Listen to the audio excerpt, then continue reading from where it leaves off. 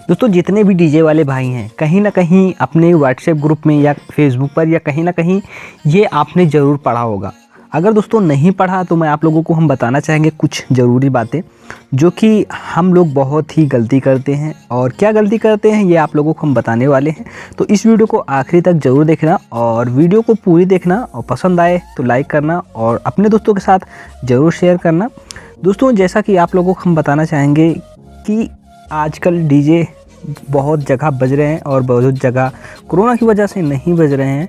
फ़िलहाल मैं इसके लिए एक वीडियोस बना दूंगा। फ़िलहाल मैं इस पर नज़र डालता हूं कि यहाँ पर लिखा क्या है। आप लोग ध्यान से सुनिएगा और ध्यान से आप लोग पढ़ भी सकते हैं। अगर हमारी बातें अच्छी नहीं लगती तो आप पढ़ भी सकते हैं, ठीक है। तो इसमें लिखा क्या है कि डीजे साउंड वालों की समस्या का वे खुद जिम्मेदार हैं।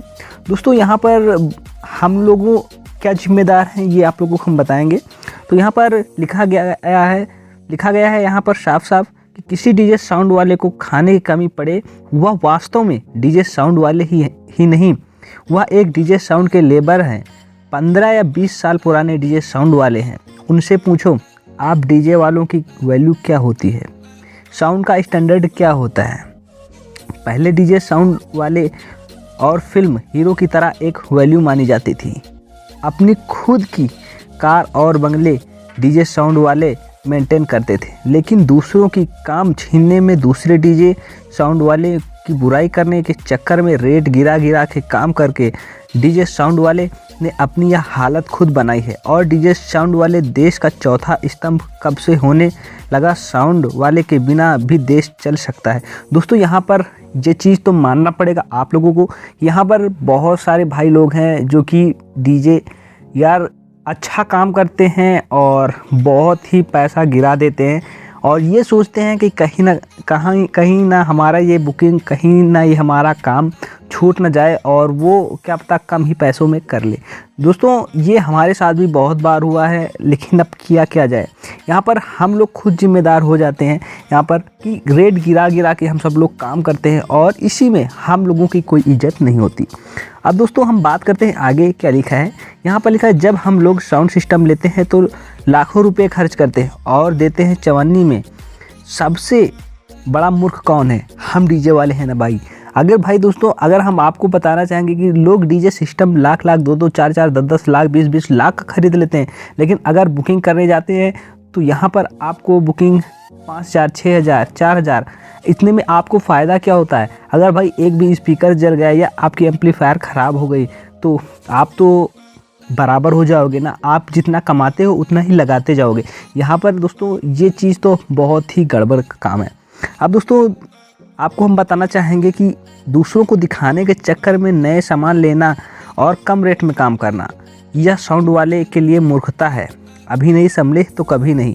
रेट अच्छा लें ताकि सभी का भला हो। दोस्तों यहाँ पर आप लोग जो रेट है वो बहुत ही डाउन करते हो। जैसा कि आप लोगों को हमने बताया है कि आप लोग बहुत ही डाउन में काम कर लेते हो और लाखों रुपए लगा देते हो और यहाँ पर उसी के बारे में बताया गया है। और यहाँ पर बहुत ही अच्छा चीज़ लिखा है इन्होंने, कलम चाहे 2 रुपये की हो या 200 की हो, हमारी राइटिंग ही अच्छी नहीं है तो हम अच्छा नहीं लिख सकते। इसलिए जो सामान है उसी से संतोष करके अपनी हालत सुधारें। सामान के गोदाम भरे पड़े हैं, लेबर की तनख्वाह निकालना, गोदाम किराया, टेम्पो किराया देना, पिकअप का किराया देना, इसके बाद खुद का खर्चा निकालना। भाई भारी पड़ रहा है यहाँ पर इतना। यार आप मान सकते हो कि कम से कम 2 या 3 लेबर रहेंगे, कम से कम हम 300 ही मान सकते हैं। 900 रुपये ऐसे ही हो जाते हैं। ये मैं गांव का रियलिटी बता रहा हूँ भाई। और 3500 4000 में बुकिंग होती है, 900 ये हो गए, कम से कम 500 या 600 रुपये का डीजल हो गया, ठीक है। और यहाँ पर पिकअप गाड़ी का 800 प्लस डीजल हो गया है, 1000 प्लस डीजल लेने लगे हैं। इसका निकालोगे तो बहुत ही ज़्यादा खींच के आपको 1000 या 500 रुपये बचत की मिलेगी। 500 आपको बचत मिला। 1500 बचत मिलने के बाद अगर आपका कहीं एक स्पीकर जल गया या कुछ हो गया तो आपका जो आया था वो भी गया। तो यहाँ पर आपको रेट डाउन करके भैया काम नहीं करना है।